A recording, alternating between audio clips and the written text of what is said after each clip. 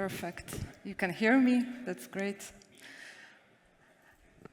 Why? So I was invited here today to talk about why sustainability stalls in companies. What's wrong?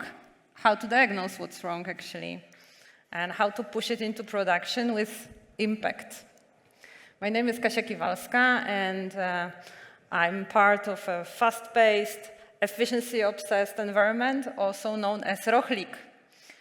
For those of you who don't know the company, we are 1 billion revenue, a grocery retailer.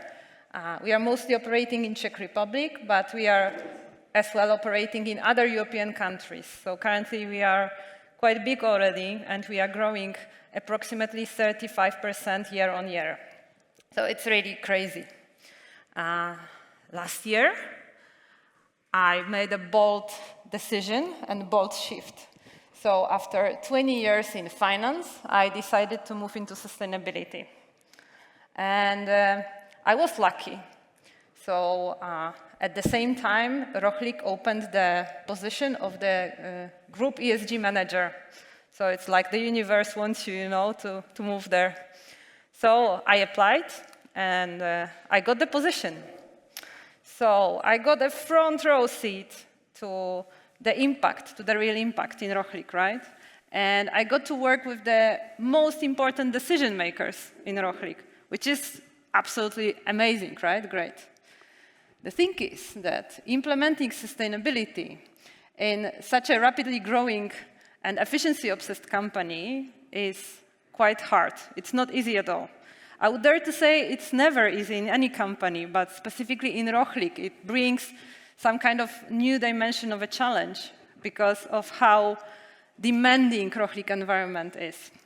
So today I want to tell you something about what kind of struggles I'm facing, and as well, being in this sustainability field for a year now, I talk to my peers from this area, and I hear a lot of them regarding what they are dealing with. So I wanted to tell you about how it feels to be a sustainability person or ESG manager in a company, what kind of challenges we can see, and how to overcome them, or at least what's my idea or what I'm trying to implement in my case to overcome them. So the problem with sustainability is it's like trying to update a smart contract on the blockchain that's already running. Everyone says it's super important. It's really great to do this. The problem is when they realize it's maybe going to delay their pizza delivery by 10 minutes. And then they reconsider, let's maybe have a look into that in Q4. So it gets deprioritized very fast, as soon as you see that there are other conflicting priorities. And the problem is that a lot of that is written on Google Docs. So companies, they have amazing frameworks written down. Yeah? The thing is that nothing is running in production, or very little. So of course, there are great companies that implemented amazing projects already with impact. But the problem with majority of companies, and I dare to say it because I know from my peers, is just doing what's necessary from the framework perspective, but not necessarily having time or resources to do the change, right? And we haven't came here to tick the boxes. So if you move into sustainability, you really want to change the world, right? You want to save the world, but by the coincidence or in line with the fact that you need to make it look good in PDF. Yeah? So you need to live in this kind of a bit schizophrenic world. So something about what it consists of. So this is my job. And I'm the only person in Rochlik dealing with sustainability. Yeah, this is really something else. I would say that in no other company there is one person. Company of this size, there is one person dealing with that, but it's still doable somehow. So first of all, there are a few layers.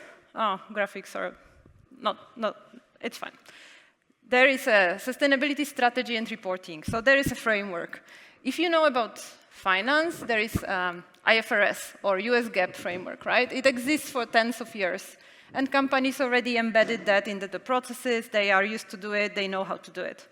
So the sustainability framework EU taxonomy, it has more than 700 pages. CSRD has more than 350 pages. And it consists of 1,200 plus disclosures. So each company needs to figure out which disclosures are relevant for them and then report on them. So we did this exercise for Rochlik, and we came up with more than 600 disclosures that we have to report on. Yeah? And of course, behind the reporting, you need to set up the data flow, you need to collect the data, you need to put this together so that it makes sense and it's auditable. So based on that as well, you put together your strategy. This is the first layer. Second layer is the initiative, so it's actually the meat. So this is what people in sustainability love the most, right? You want to change the world, you want to bring the impact. So these are the projects. And by coincidence, it happens that if you bring the idea that you become an owner of implementation, which is not necessarily practical and not necessarily the best, but at least in Rochlik, I became an owner of some of the projects that I brought or ideas that I brought. And learning and communication, last but not least, this is super important.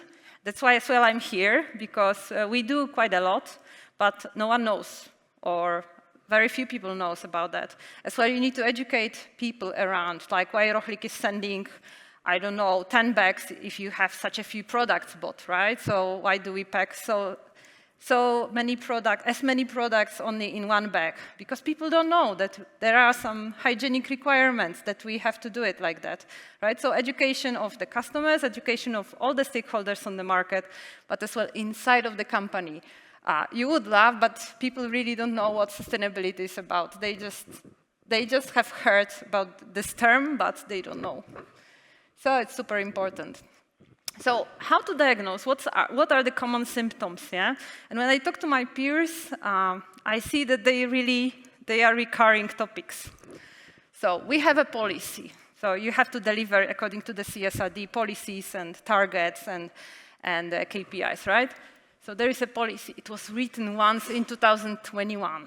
Yeah, but no one knows where it is. Probably legal, maybe, or it's someone's side project. So practically it means it's kind of like organizational orphan or a kind of a passion project someone came to do, right? It's not treated that seriously. Then we have a roadmap, but no one uses it. No one ever opened, but it's a beautiful, shiny PDF where the whole strategy is described. Yeah? It's on the intranet, yeah? Somewhere next to the 2019 holiday party photos, probably. And my favorite, personal favorite one, we are waiting for the right time to launch it. Yeah, it's been 17 months, and it's still in the final review. So it happens to one of my beautiful projects for last 5 months already. So it is really like very tangible pain that we are feeling trying to work with that. The thing is that you are trying to do meaningful work. And you are able to connect the dots that no one else can see, because as a sustainability person, you touch everything: HR, IT, operations, energy, right? The emissions, literally everything. But still, you don't get a budget, actually. You always have to ask for the budget, or you don't have a seat at the table. You are not part of the board. Sometimes you are, but very, very often you are not. So you don't have a say, actually. So for me, tangible example, I will bring more tangible examples later. If I have to impact my Scope 1 emissions, which is downstream activities, you can imagine Rochlik going with the cars everywhere through the city. In Prague, you probably see a lot. How do I, as a sustainability manager, impact what are the emissions of the cars without commitment from the operations, right? To buy better cars, to decide to change the fleet into the electric one, to try a new, maybe vegetable oils, how the cars are running on vegetable oils, etc. So that's the real challenge. And the problem is that when things get difficult, you get sidelined immediately, because this is not a top priority, right? It's still a nice-to-have feature. So it's really challenging, and actually you feel like, you are expected to save the world in a profit-obsessed environment and to make it look nice in PDF. So it's kind of like a suicide mission, it seems. But I'm not going to only roast this, right? So I'm just trying to explain you how it really feels. It's just not fun and rainbows and unicorns. This is what I want to say. That's the feeling, yeah, I would say. That's the nice visualization. I borrowed this from someone. And to make it even more fancy, the environment is not making this easy. So I will not talk about politics, but I guess we all realize what's happening in terms of the global politics and behavioral changes. Then the legislation is not clear at all. So if you don't know, there was a beautiful long legislation that I mentioned before, CSRD. 350 pages, 1,200 disclosures, very fancy, right? And then they scrapped it with the omnibus legislation that came into life beginning of this year. So basically, they scrapped half of the legislation, and there are still some changes upcoming, so no one knows, actually. So me, as a sustainability manager, I actually have no idea whether I will have to report on CS3D or not, because there are still discussions ongoing, yeah? So it's really exciting, I would say. And then, with the very rapid progress with the development of AI and AGI, if you look into the impact, I'm really interested. I'm kind of a nerdy person in terms of looking for some fancy new facts and innovations. So I have seen a video of neurotechnology, or speaking about how neurotechnology wants to utilize the AI and AGI in future. So they predict that in a few years, we can be connected with our brain through some chip into the network, yeah? So then what kind of sustainability we are talking about? Like, what's the sustainability for us as humans, as independent thinkers, yeah? If we are constantly connected. This brings another opportunities, but as well new challenges. So overall, the environment is quite complex. And I would say, do you know what it is? It's a litmus paper. So it's to check the ACDC, how acid the things are. Difficult word. So I dare to say that implementing sustainability is like a litmus paper for the environment or for the company, because it tells you how integrated the decision framework is. And I say it for a reason. So the aspects of sustainability that no one realizes until they try to push it into production, actually, is that it's not binary. This is difficult. It's not a feature, right? It's not a single feature that you plug in and it works. It's a spectrum of activities. You really touch all the specific layers in the company. It's long-term, and we all think agile, right? Short-term targets. We don't think long-term enough. And in Rochlik, you know, in retail, this is a joke that I always repeat because I love it.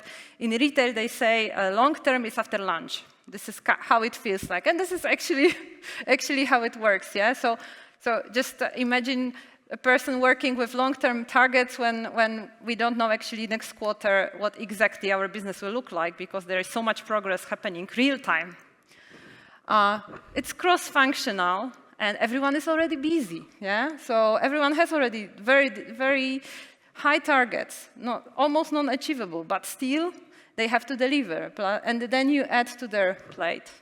And it's politically tricky because it costs money, it can cost the PR of the company, and it can impact the performance if it's not done well.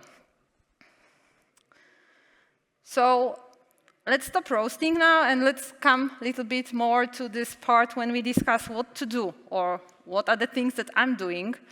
After 1 year, I wouldn't dare to call myself an expert, but I really got already some experience in this area. So I would say definitely the closer you are to clearly answer these questions that are listed here, the better you are in terms of how company can handle the whole change. Yeah? So who drives and approves the key ESG actions? And you would be surprised, even in Rochlik, sometimes it's not clear. So with my beautiful project that I mentioned for 5 months in the final review, there is literally no one who can make the decision. So I assume I will eventually have to knock on Tom's stupid door and ask him whether he likes the idea or not. It's not clear at all. Then, when sustainability gets inconvenient, Yeah, and it gets inconvenient sometimes. It's just not, very much in line sometimes with the operational targets, because you have to implement something that's slowing us down a little bit, but still everyone is bothered with that. So who gets to say no? So who is making the final decision? Whether we go into nice and green or nice and practical, right? Then who steps in when the priorities clash? It's a very difficult call sometimes. And then finally, who gets the incentive for making this happen? So very often, it's just hard to embed this into the incentive system that's been running in the company for many years already. So I would say who will win in this whole thing is not necessarily the companies who have the best and shiny and polished reporting, right? And the dashboards and the PDFs and overall, not the ones who are able to deliver the Excel tables and the calculations. The companies who can really make an integrated decision and solve the internal struggles, internal power fights within the company with efficiency, with clarity, courage, and coherence are the ones that will be the most effective in terms of sustainability efforts. So you have to embed the whole thing. As I said, it's a spectrum. So it needs to be embedded in the financial planning, in the capital planning, in the enterprise risk. Otherwise, if it's not embedded, it just doesn't exist. It gets pushed sidelined. Here, I will give you a few examples of how I'm trying to trick the system that's already running in order to get my things working. Metrics. So unless you calculate, it's not going to have any impact for anyone. It's just a nice, shiny sentence. So for food upcycling, we do food upcycling. What it means is we take the surplus of the food that we see in, let's say, our fulfillment centers or at the suppliers. We connected the suppliers. So sometimes one supplier delivers the peels of the carrots to the other supplier, and the other supplier makes the crunchy crackers out of it. Yeah. So it's quite an innovative project. And basically, yeah, you can see it on the web page, and there was some marketing done. But only when we calculated that just in 4 months, we managed to upcycle 7 tons of waste or surplus. And it saved more than 50 tons of CO2. And it was just 4 months, from September till December. It was just after the launch. So then it started making impact, and people started asking questions. Oh, so it's really significant. It's not some kind of, side products that you are selling. We sold more than 30,000 of the products just in 4 months. And I believe it's more than doubled by now. And we are extending this project to another countries. So we are not only going to do upcycling in Czech Republic, but as well in all other countries where Rochlik exists.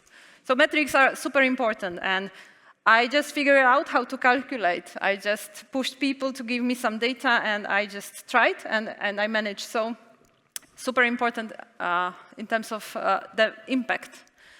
Workflows. This is my work in progress still. So for the supplier qualification, I managed to push for our legal team to include some clauses related to sustainability commitment. It's coming mostly from CSDDD perspective, and I managed to put this in the supplier contract. So every supplier that signs contracts with Rochlik, they commit now for certain types of behaviors. And currently, I'm trying to embed this into the supplier qualification process. So you can imagine that in Rochlik, we have some kind of checklist. So each supplier needs to comply or commit to certain deliverables, right? So now I'm working on embedding this sustainability checklist. So they sign off on everything, and we don't choose to work with the suppliers who are not committed enough. Trade-offs, very nice example of reusable bags. So if you don't know, we have 2 types of bags. We have paper bags, and we have reusable bags that are made of recycled plastic. So the reusable bags, they are more expensive. And even though we use it 25 times, even after we wash it and we reuse it, it's still more expensive if you calculate the single cost. But this is what we believe is right, yeah? So here it was Tom who made the decision, yeah, let's make what's right, let's do what's right, even though some of our customers still prefer the paper bags because they use it for their trash or for whatever needs. But now Tom decided that we will implement extra feature in our website. It's kind of like a new feature. And we will offer the reusable bags to all the customers without any kind of, payment or any kind of burden for the customer, yeah? So even though it's more expensive, we are looking for some other solutions. And energy management. This is my, I think, biggest project. Me coming from finance and now working in sustainability, you can imagine that it's lots of fun to try to implement energy management in Rochlik. It's very much out of my comfort zone. It's good that I am able to learn fast. So in terms of the owner, I agreed with the COO. And I have this commitment from the COO whenever it gets tough, because I have no resources in operations to do energy management, implement stuff, and make it work. The COO is coming to the spot, and he says, yeah, but this is important, let's do it. So these are very tangible examples. And the final thing I wanted to say is, I come from finance, so maybe my view on these things is a little bit distorted. So I'm this kind of sustainability manager who believes that unless you are able to translate the sustainability work into the language of profit, of growth, and of the performance, no one will listen to you, and definitely not in Rochlik, yeah? So my superpower, I have two actually. My boss concluded that my main superpower is actually that I can put everything into numbers. Since I come from finance, I can easily build a business case around things, right? So I use this superpower a lot. My second superpower is creativity. I have lots of creative hobbies. Actually, all my hobbies are creative. So I just figure out stuff if I don't know on the go, yeah? So I would say definitely think of sustainability, not everything can be translated into the profit, but think of it as a business kind of project that needs to make sense business-wise, not only sustainability-wise, and use your superpowers, because each single person has some background that's their superpower. So I would say, push strong in this area, and somehow you will succeed. You will fail on the way as well, but it's definitely lots of fun. Thank you.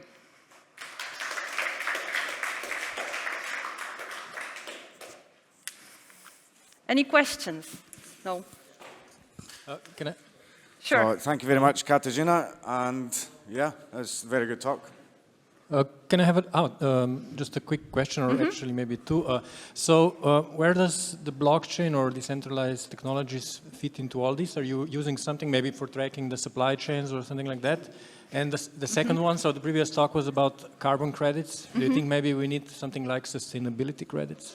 Yeah, we are not yet there. In terms of the blockchain, we are going to implement some solutions in payments, for example, because we want to enable crypto payments for our customers.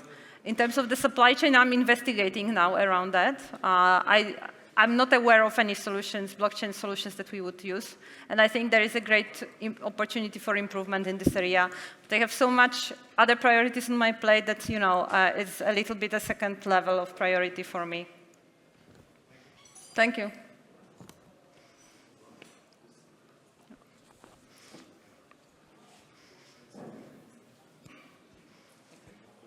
Hi. Hi. Very good presentation. So what challenges did you figure out during the process? Can you rephrase, during the process of implementation of sustainability overall? Yeah, well, because I think you have first started looking at the farmers, or how was the process and what challenges did you find? So first of all, farmers, they know nothing about sustainability. When I was in finance and I tried to implement the updated master data process, automated one, in NetSuite, in our ERP system, and I pushed the process where the supplier has to deliver the data by himself into our system. I got a photo of a fisherman in the rubber boots, you know, in Germany, fishing the stuff. And Kasia, do you really think they are going to go into NetSuite and fill in the data, you know? So this is how it feels, more or less. Yeah? In Rochlik, we have a very specific supply chain that is super close to where we live or where we are operating. So, you know, these are small suppliers, so you need to educate a lot and help them actually get there, or give them some basic information, even what is it about, because they all think it's about some, you know, not very fancy Green Deal, and you have to explain them, hey, but if you apply for this subsidy, you can get money from European Union to get better, and then your products will be better, and you will have more clients for your products. Yeah? So sometimes you have to put it in very simple language so that they understand, because, of course, they are farmers, they are not sustainability managers. So I would say this is the biggest challenge with the supply chain. Okay. I think we ran out.